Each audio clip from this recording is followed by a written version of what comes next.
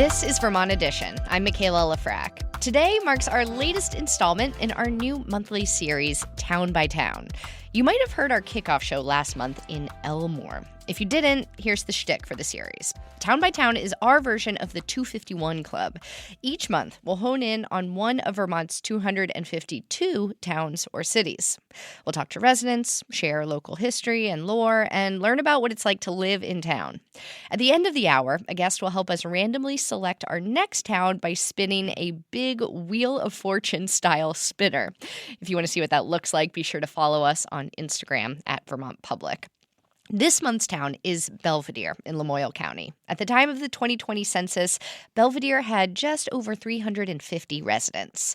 It was granted at the tail end of the 1700s to an Irish lawyer from New York by the name of John Kelly. The theory is that he named Belvidere after a lake in Ireland. The word itself comes from the Italian for beautiful view. Now, if you have Belvidere connections or stories to share, help us understand this town. Did you grow up there? Know someone who did and have a good story about them? You can call in throughout this hour at 800-639-2211. You can also send us an email to vermontedition@vermontpublic.org. Now, we have lots of surprises up our sleeves to help us get to know Belvidere this hour. But first, let me introduce the folks in the studio with me today. Cathy Manders-Adams is the town clerk. Cathy, welcome. Thank you. We also have your husband here with us, Ken Adams. Hi, Ken. Good morning. How you doing? And Ken, your cousin's here too, Neal Brown, the organizer of the Belvidere Bluegrass Festival. Thank you for having us. Yeah, I'm very glad to have all three of you with us today. Now, Ken, I hear you are the oldest Belvidere native living in Belvidere. Is this correct? Well, as near as we can tell, yeah. I think I'm not the oldest resident in town, but as near as we can tell, we believe currently I am the oldest native-born and raised, and having lived in town my entire life in the one town, yes. How far back does your family go in Belvidere? It goes on my mother's side of the family, it goes back about 5 generations at least. Maybe another generation or two beyond that. Probably about the 1870s, yeah. Wow. Yeah. Wow. And Cathy, how long have you lived in Belvidere? You grew up were born in Morrisville, right? Correct. I lived in Morrisville, lived in Morrisville until 1988. So I've been in Belvidere just over 37 years. And did this guy bring you over? Yeah. Yeah. That guy being Ken. And how about you, Neal? How far back do your Belvidere roots go? Well, the Brown family, it was about the 1870s. I think it was 1878 when they built the house at the corners, I believe.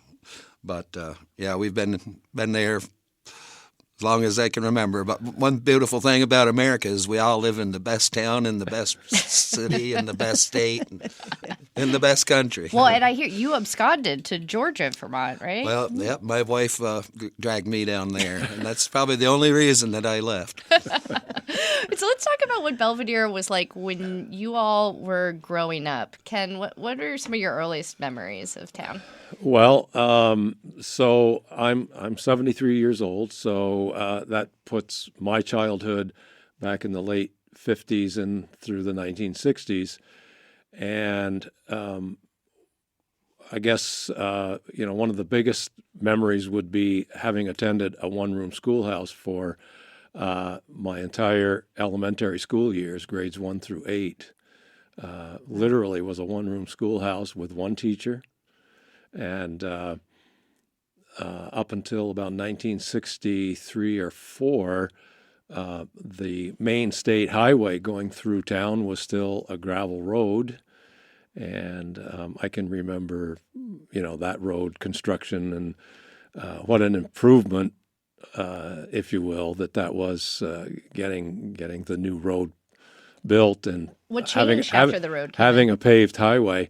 Well, it just basically more convenience of travel, better just overall a better highway than Much easier on the cars. Yeah, I bet. It was an old gravel road with lots of twists and turns, and But the from the center to the corners, that was not, as far as my memory goes, it was about 1982 when they finally paved that last 4 miles of section. And that was at that point in time, I think that was the last state highway in Vermont that was still a gravel road. That is correct. It was the last So 4 miles of main highway in state, as far as I was. Well, while we're talking about roads, Cathy, I know the floods of the last couple of summers have impacted Belvidere in a number of different ways, including washing out some of the roads, right? That's been like a big focus of the town, trying to get them back in shape. Yes, the 2023 flood did the worst of the damage. That's been it's taken 2 years for us to repair. We did have some damage in December of 23 as well, but because of the improvements that we've made on the roads in Belvidere over since what we call the Halloween storm, which was in 2019, did a huge amount of damage in Belvidere for the dirt roads. So we made improvements from there, which helped to keep from having continuous disastrous effects on our dirt roads. All right, well, let's go back in time again to the 1960s. I know the economy of the entire state of Vermont has changed a lot since then, and particularly in Belvidere. Ken, what did your family used to do? So my dad, like many of the town fathers at that time, were employed at the asbestos mine over in Lowell, and that was a major source of employment for the families, not only in Belvidere but the entire Lamoille County region. So that was my father was a heavy equipment operator at the asbestos mine. Neal, did you know lots of folks who worked there too? Yes, well, not only in Belvidere but Eden and Montgomery, and there was it was 24/7, 7 days a week for a lot of those people, over 200, 300 men, and I think some women, but mostly it was men. But there was that and logging. We had 3 farms left, as far as I remember. I can only remember back to about 66. But there was, the Marsette's farm, Clyde Lampfear's, and also Morris McEwen's. I think those were the last 3 farms that were in town. Yeah. And Neal, you brought a lot of primary sources with you today, including something that was written by Dora Marsette with recollections from the early history of Belvidere. And reading through this, one of the things that really struck me was all these buildings and schools and places that aren't there anymore, but used to really be a center of town. Like she writes, one time there was a hotel, store, school, post office, a cheese factory. In 1882, in fact, there were 5 schools and 9 teachers in the town. So lots changed. Yeah, as far as I can remember. Well, of course, you don't remember 1882? No, I did not. But I do remember Walter and Dora, and I'm sure Ken does also. But her memory and also Lena Rich's memory, I think you have a little article that she wrote of her life history recollections. There was what's it called, a shingle mill. There was a tub factory. It said 40,000 tubs. 40,000 tubs a year were manufactured. Now at those this were tub probably factory in the 1800s. Those were probably sap gathering tubs, or okay. I was wondering. I was like, "Are we talking bathtubs?" No, we're talking wooden tubs. That makes more sense. That probably were sap buckets, much like a wooden barrel. Yeah. Probably Yeah. it was a wooden tub. Yeah. I can tell you just from some of the history that back around the beginning of the 19th century, around 1900, the population in Belvidere was over 1,000. That there were not just farms, but there were several, and you might know, lumber mills. The branch of the Lamoille River that flows through Belvidere was the main transportation for logging, so there were a lot of lumber mills starting from border to border. And again, I read that, in the town plan history. So it was very lively. Cathy, who owns most of the land there now? There's lots of woodland. I know there's some big sugaring operations in Belvidere. Some of the larger tracts are either harvested lumber or, in some cases, maple sugaring operations. And I say sap collectors. Some folks boil and produce their own sap into maple syrup, and some of the collectors drive it somewhere to be processed. Yeah. So that's the biggest tracts of land. So one of the ways that Vermonters get through the winters. Another way that I would love to hear about is barn dances, which I know used to be a big deal in Belvidere. Is that right, Neal? That's correct. Wallace Colburn, up in the area of Belvidere we call Smithville, which is on the Waterville-Bakersfield border, he had a farm up there, and after he was too elderly to have his farm, he had a barn dance almost every week, and Ken can attest to that. I mean, I'm sure there was many children conceived up there. A little humor Or as a for you. result of. But it was really a very exciting thing for the local people, because you didn't have to travel out of town.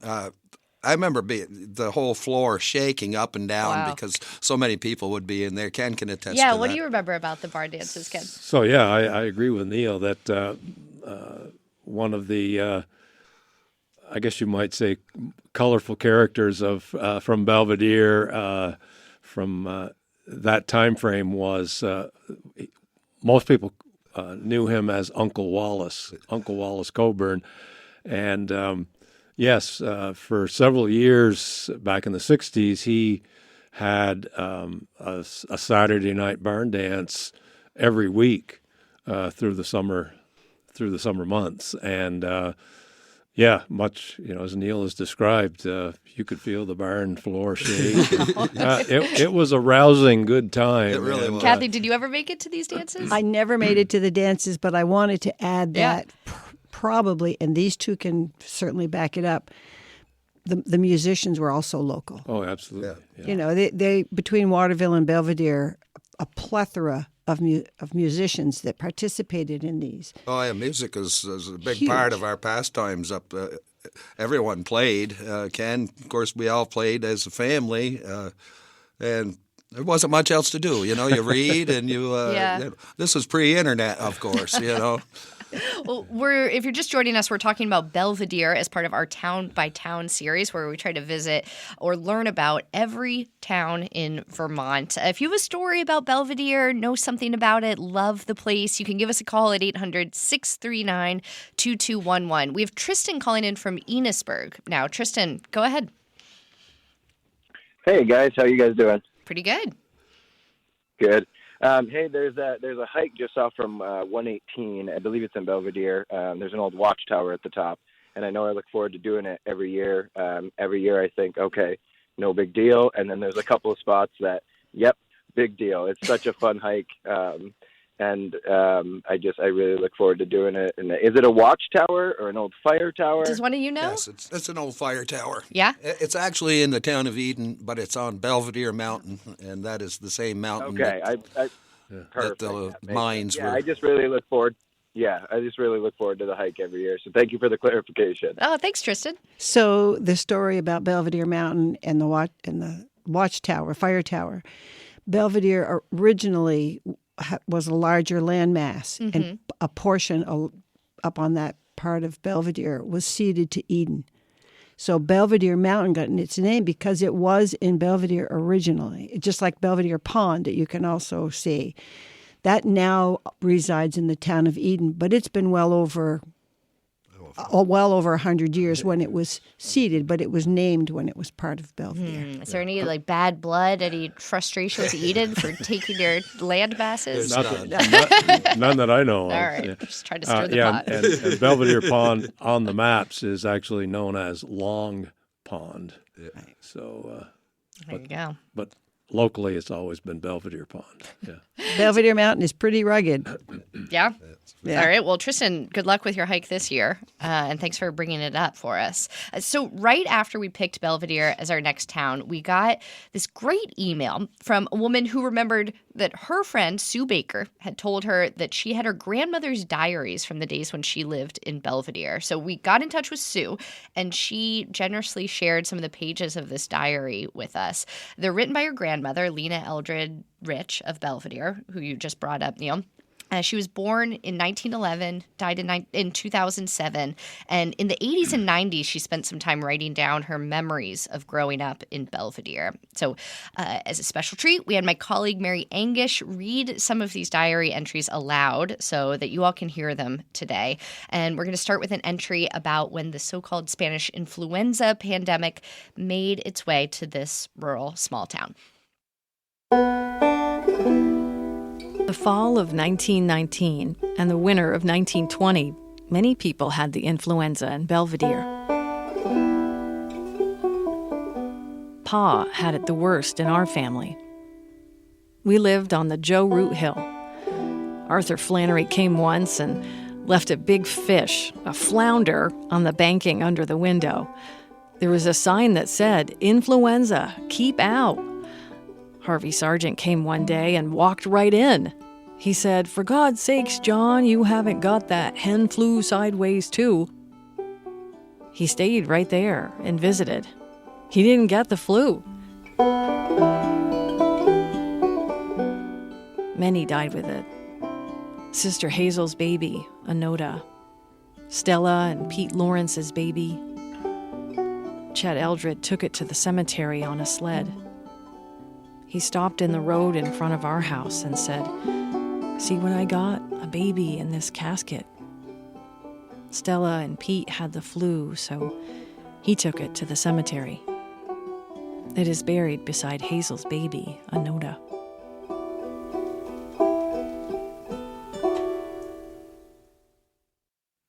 Now, in her next diary entry, Lena wrote about her grandmother's stories of what she had called the dark day.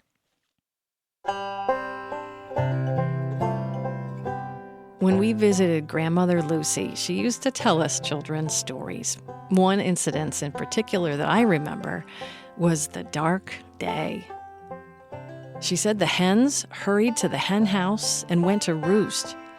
The cattle came to the barn to be milked, and people stopped their work and hurried inside. It became very dark.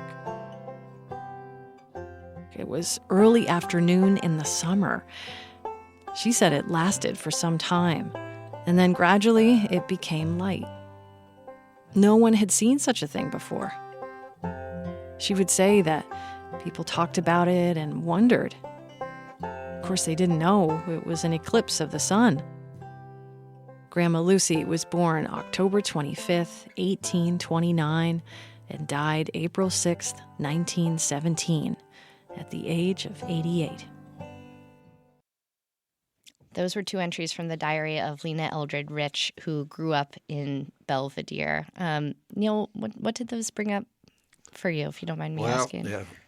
Aunt Lena, she was my aunt. She lived right next door to where I lived, and she also was the postmistress for many, many, many years. A lot of those people she's talking about are distant relatives, our close relatives, but Ken might remember some of them. Yeah. Lucy, I think, was still alive when you were young, weren't you? Or? Well, the one name that I did recognize from those readings was Chet Eldred. Chet. I remember as a 10-year-old riding my bicycle around town, on those gravel roads. Chet was an elderly gent that lived by himself, and you could see him didn't drive a car, but he would walk to the store. You could see him, walking back and forth to the store on occasion and stuff like that. And speaking of the store, I've been thinking that that's something that we certainly want to mention here today, is that one of the keystones or anchoring points of the landmarks of the town has always been in our memories, the Tallman's store.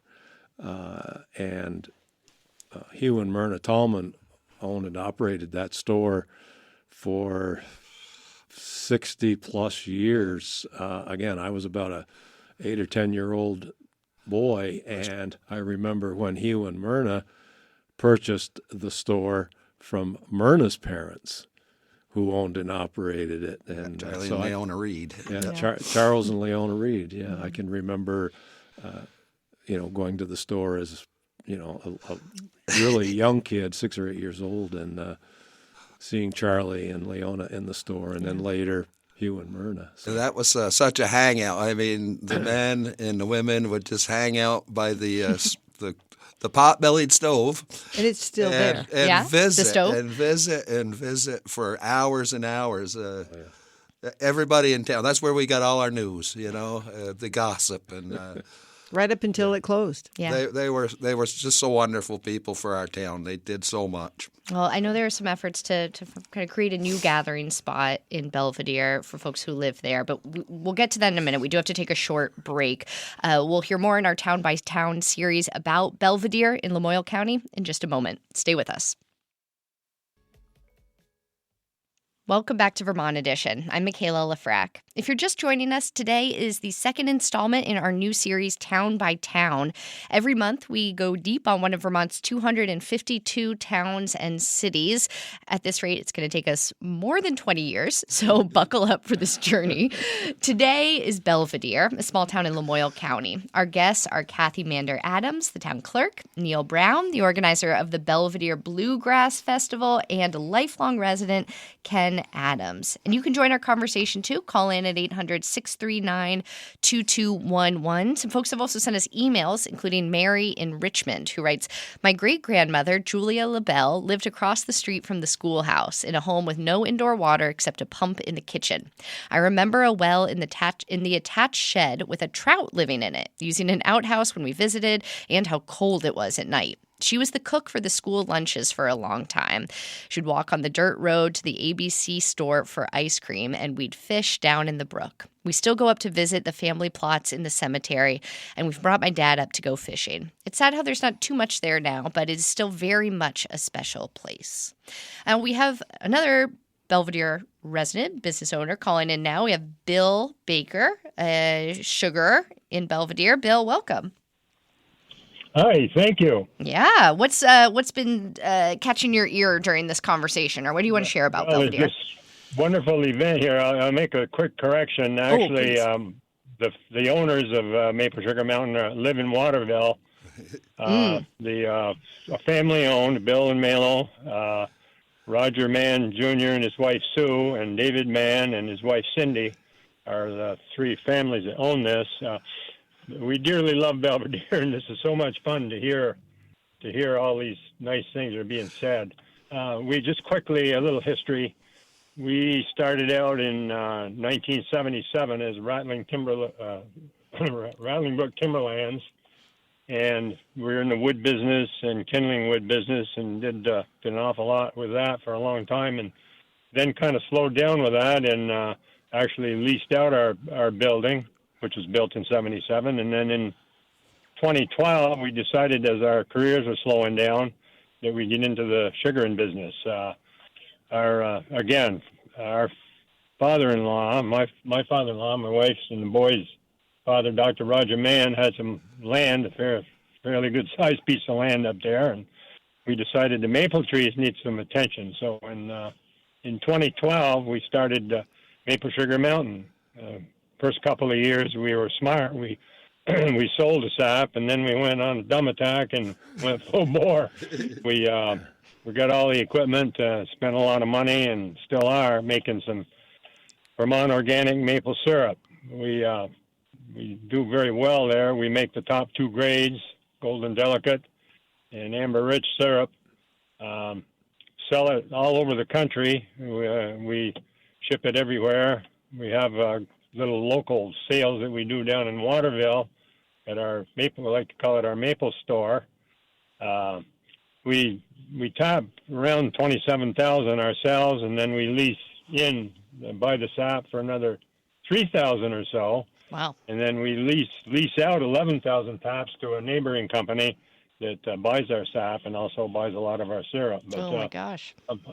I'm talking fast because that's what I can do. Real quick, I want to Yeah. I want to mention we love Belvidere, and I love Tallman Store stories, and I want to comment about a longtime town clerk, Shirley Brown. Everybody knows who Shirley Brown is, and I'm pleased to say that I was coming down from Maple Sugar Mountain probably a couple months before Shirley passed away, and it was probably late. It was 6 o'clock, maybe.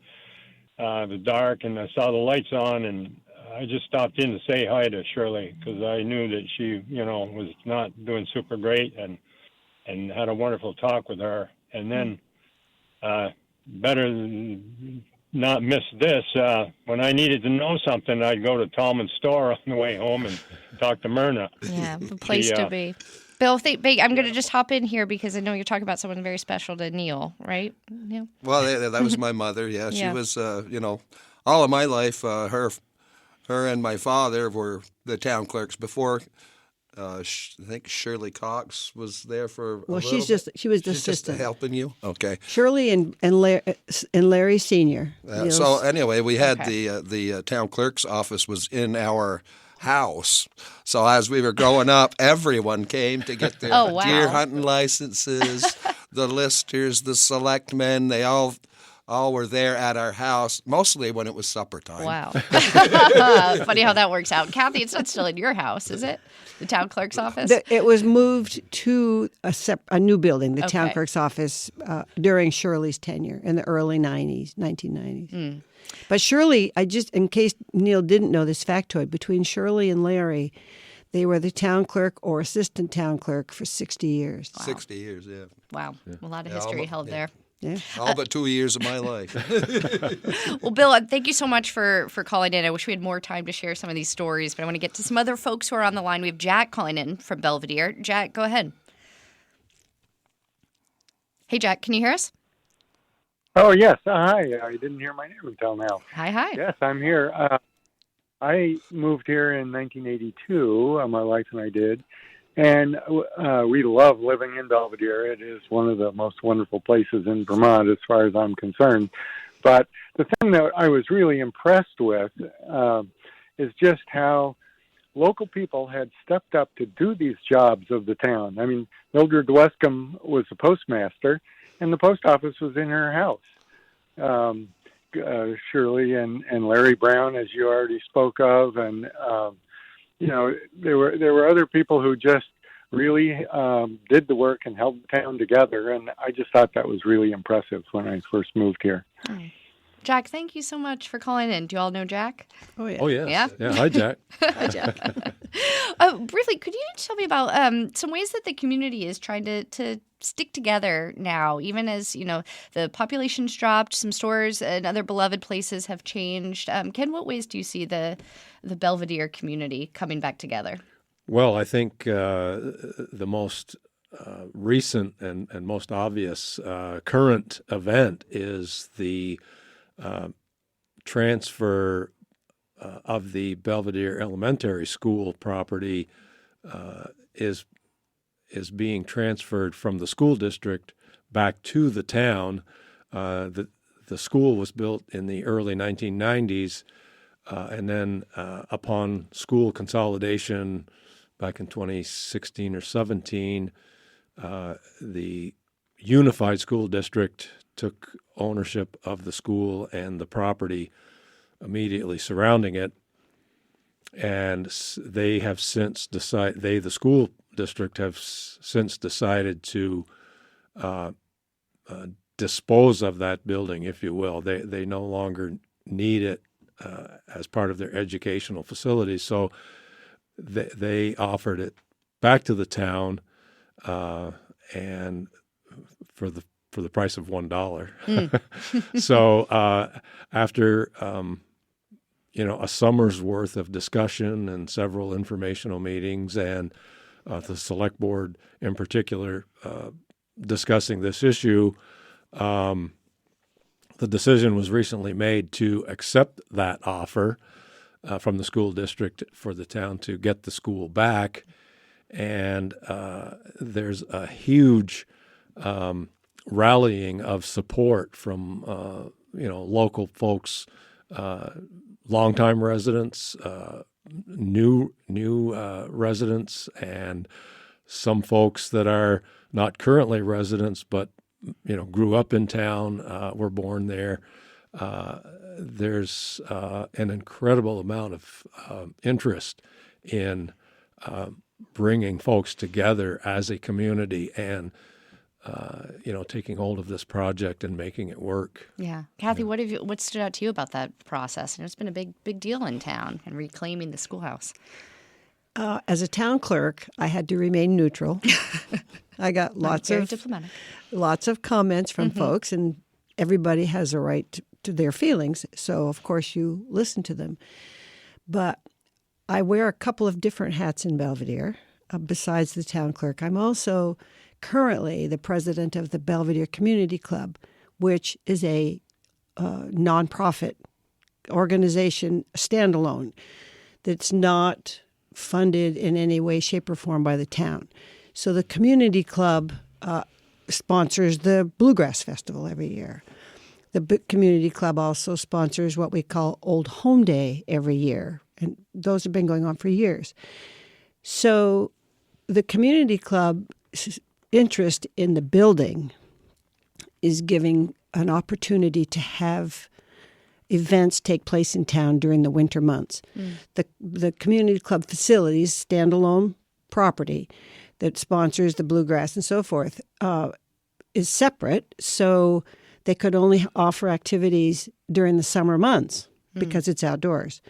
So the community club looked upon this as a way of continuing community events, but we could start having them inside because of the requisition or reclaiming of this school. Right. So that's a big deal. Yeah. We're intent on bringing people together. Yeah. So that's what the school getting the building back to the town is helping that happen. Yeah, some exciting change coming to Belvidere. Right. And in the time we have left, Neal, I want to make sure we also highlight the Bluegrass Festival. First, we have a little music to play from your band. You brought us a CD in, so let's take a listen here.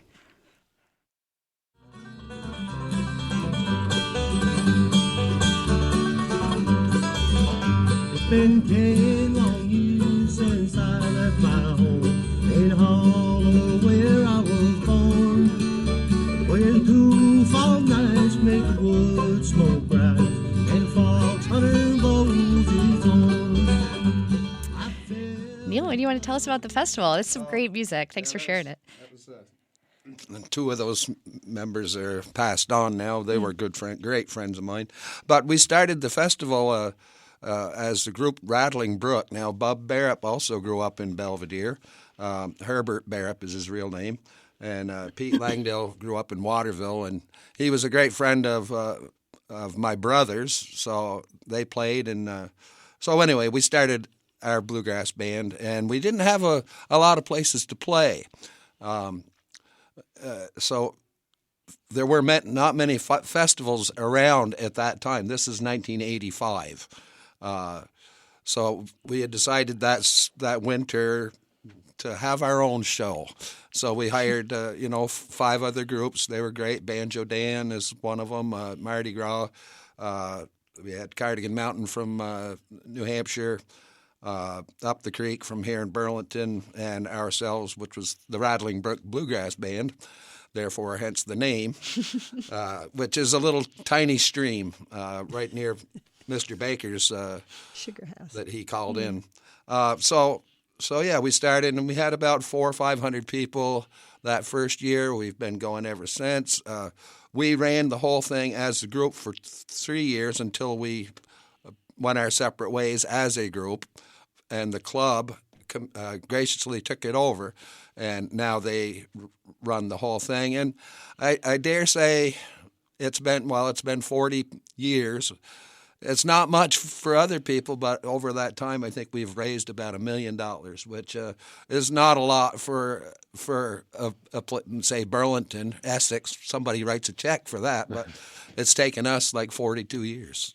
40. That's pretty incredible. Sounds It like a is lot incredible. to me. I'm very proud of it. Yeah. Yeah, as you should be. I can just add a couple of more pieces of information around the Bluegrass Festival since I've been involved with it. Please.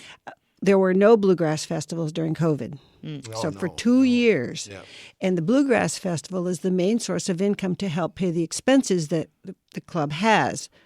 Taxes on the property and upkeep, all. So the bills kept coming. But for 2 years, there was no Bluegrass Festival. And I get the phone calls in the office. Is there a Bluegrass Festival this year? Or when is the Bluegrass Festival? But for the last 2 years, the one we just had in 25 and in 24, we had the largest crowds ever. Wow. In 24, which was the biggest comeback year, we count the numbers because we sell bracelets for entry. So children don't pay, but we count the bracelets. And in 24, there were over 1,200 bracelets sold. So 1,200 people, because it's per person. And then in 25, we sold about 1,000. The place just, the ground shakes. It's just so, it's such a nice music opportunity. Yeah, just like those barn dances you all were talking about before with the ground shaking from music. And this is a remarkable thing, too. Yeah. At the end of the day, we start at about 10 in the morning, and at 8 o'clock we end, and you'd be hard-pressed to pick up one bag of garbage. Oh. Because people are so gracious and generous with their respect for the show. Yeah. Well, that's a good place to leave this here. Because we do have to take one more short break. I'm so thankful to our trio of Belvidereans who came in today. Neal Brown, the organizer of the Belvidere Bluegrass Festival, and Ken Adams and Cathy Manders-Adams, who's the town clerk there. Thanks to you three for your time. Thank you for giving us a chance to talk about our little town that we love so much. Yeah. Thank you. Well, now we love Thank it too. We're going to keep the Belvidere conversation going. Don't worry. We're going to hear about an effort to reinvent one of its longstanding community spaces. And we're also going to pick our next town in our series. So don't go anywhere.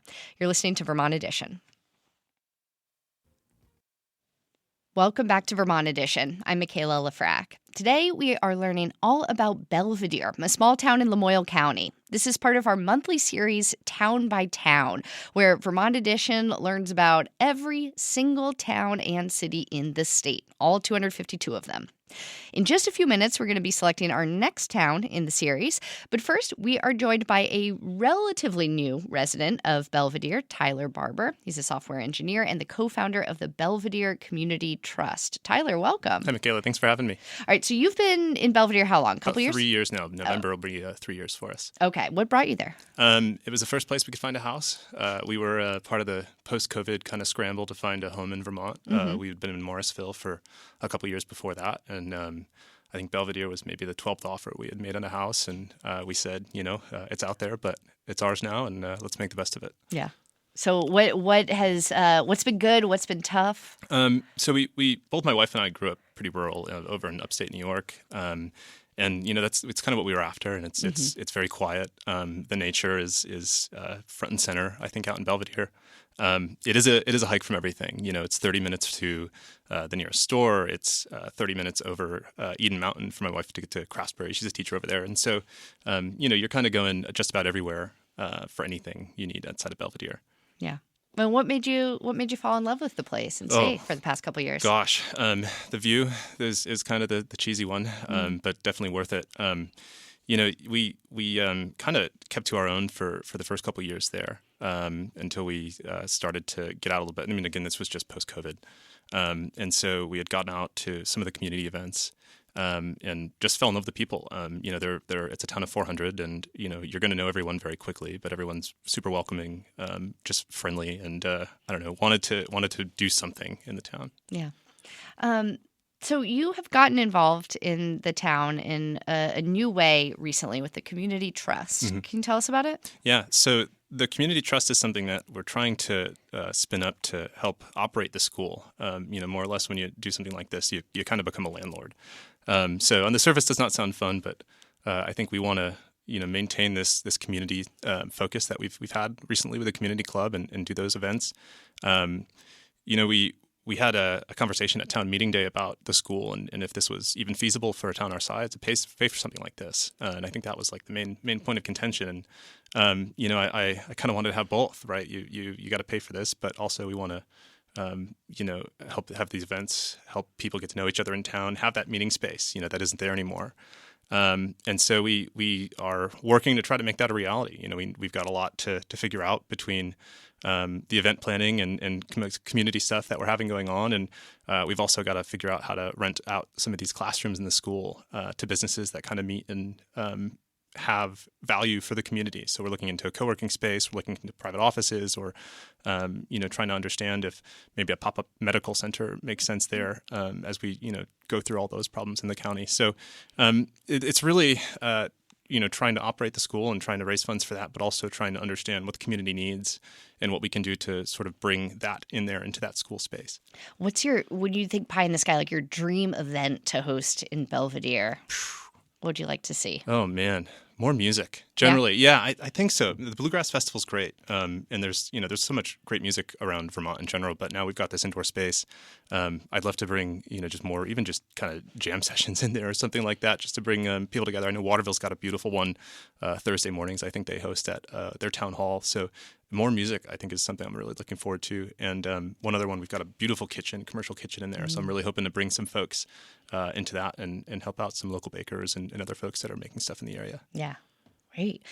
Tyler, I'm curious in the past couple of years how you feel like Belvidere has changed you as a person. Do you think living there has I don't know, brought something new or different to your life, your personality, your interests, hobbies?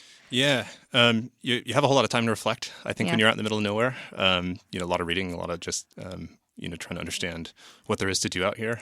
Personally, I'm a software engineer, and I don't have much of an appetite for screens outside of my job. So my wife and I recently got our motorcycle licenses and have been starting to explore some of the back roads and dirt roads that are in between the mountains around town and up to Bakersfield and in the area. So that's been a big one recently. We've just had an awesome month-long peak foliage season to kind of enjoy that. Oh, that must have been gorgeous. Oh, I can't beat it. That reminds me of an email we just got from Francis in South Burlington, who is a member of the Vermont Covered Bridges Society, and says that they've traveled the state hunting down our remaining covered bridges, and they have fond memories of searching for and ultimately finding Belvidere's two covered bridges, the exquisite Morgan Bridge and the elusive Lumber Mill Bridge, which required 2 expeditions before Francis was able to find it. It's an extraordinarily beautiful part of our very beautiful state. Tyler, are you familiar with these spots? I know Morgan Bridge, yes. You can't miss it. There's a big sign that says it's closed in the winter. Still open now, but it leads to just in the back road, and that's a dirt road that you can kind of drive, and it's beautiful this time of year. Lumber Bridge or lumber yeah, mill? Lumber Bridge. Lumber Mill Bridge. Lumber Mill Bridge. That's another one I'm going to have to get out and explore. I don't know that one yet. All right. Well, I bet our guests from earlier in the hour know exactly where it is. And they can tell you. Well, Tyler, we have, I don't know if you heard this earlier in the hour, we were sharing some diary entries from a woman who grew up in the first half of the 20th century in Belvidere named Lena Eldred Rich. She was born in 1911, died in 2007, and her granddaughter shared some of these diary entries with us. And we wanted to play one more and then hear your thoughts as a newer resident of Belvidere.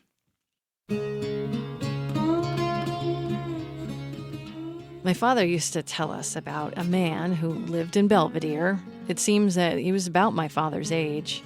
His name was Oral Holbrook. In those days, there were no cars. Some had horses or simply walked. They couldn't go far for entertainment, so once or twice a month, they would gather at people's houses on Saturday night and have a party. I remember when I was a little girl, the neighbors would gather at our house, even though we lived way back on the hill. To get back to that man I mentioned, Oral, my father said that he had lots of trouble getting the ladies to dance with him. He would jump in the air and twist and turn.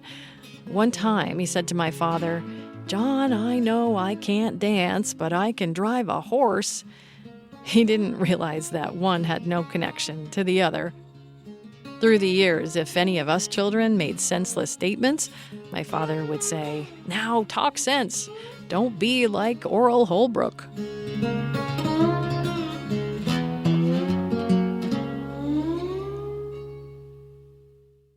And that diary entry was read by my colleague, Mary Angish. Tyler, I wanted to play that one for you because I liked the echoes to what you were talking about people having to make their own fun in Belvidere, and there's not a ton to do, not a ton of places to go. Yeah, that's right. The school's been a great place for that. The community club's doing a lot of that, and it's some people want to be alone out there, and that's part of the reason you move out all the way out to Belvidere. But I don't know, there are some folks that still want to build something, and despite there only being a few of us, I think we're trying to make it happen. Yeah. Well, Tyler, I have a favor to ask of you. It is now time to select our next stop in our Town by Town series. And here, you're up for spinning our big Wheel of Fortune wheel. Okay, so the town we pick is going to be subject, as Belvidere just was, to a full hour of radio. We're going to learn about town history. We'll talk to locals. We'll get a sense of what life is really like in that slice of Vermont. So we have this big Wheel of Fortune wheel. You'll be able to see it later today on Vermont Public's Vermont Public's Instagram page. And we're going to ask Belvidere's Tyler Barber to spin the wheel. All right, I'm going to get a good town here. You can hear it. It's spinning through all the counties right now. We're going to go county first, and then we'll pick the town. It's starting to slow down. Is Lamoille on here again? No, we took Lamoille off to give it a little breather. Gotcha. It'll be back on next month. Don't worry. Oh, Wyndham. Okay, now we're going to take out this slice and ask you, Tyler, to pick a number 1 through 21. There are 21 towns in Windham County. Go with 17. 17, and it is Grafton, Vermont. Awesome. Okay, we're headed to Grafton, and we're going to need your help. If you have any hot leads on something interesting about the past or present of Grafton, if you want to send us some Grafton cheddar, I would not be sad about that. First, though, email us at vermontedition@vermontpublic.org, and we'll be getting to that later in the month. Tyler, you know anything about Grafton? No, I'm going to have to go home and look. You're putting me on the spot. All right. It's going to be my next visit on the bike, I think. Perfect. All right. And then lastly, Tyler, while we have you, I'm just wondering if you might be able to share one more thing about Belvidere that you love, that people who've never been there before, maybe never even been to Lamoille County, might not know about it. I can't say too much, but the backcountry skiing is about as good as it gets, I think, in the state. Yeah. I don't want to expose too much out there, but there are Are there secret trails? There's mountains everywhere. Yeah. It is off the long trail, so if you go looking, I think you can find them. But a lot of woods out in Belvidere, so a little bit of a hunt. All right, so it's something to look forward to this winter. Tyler Barber is a resident of Belvidere, software engineer, and the co-founder of the Belvidere Community Trust. Tyler, folks want to learn more about the trust? BelvidereTrust.org. Yeah, we've got an email list and a website there. We'll give you some updates on the school, but you can sign up at BelvidereTrust.org. Awesome. Well, thank you so much for joining us today. Michaela, thanks for having me. And Appreciate thanks for helping us pick our next town, Grafton, in Windham County. All right, that is it for our second installment of Town by Town. And for this week, Monday, we are going to be back with a look at how SNAP benefits are changing, so food stamps, known in other places, how they're changing under this new administration. And as we go into the new year, we'll also talk with some refugees from Afghanistan who are seeing their SNAP benefits change right now. So be sure to tune in Monday at noon. Today's show was directed by Aaliyah Papes. John Ahrens is our managing producer. Andrea Lorian and Daniela Fierro are our producers. Our call screener today was Rick Barrett, and our theme music is by Myra Flynn. Special thanks to Mary Angish for helping us out with those diary entries, too. I'm Michaela Lefrak. Thank you so much for listening, and we'll catch up again soon.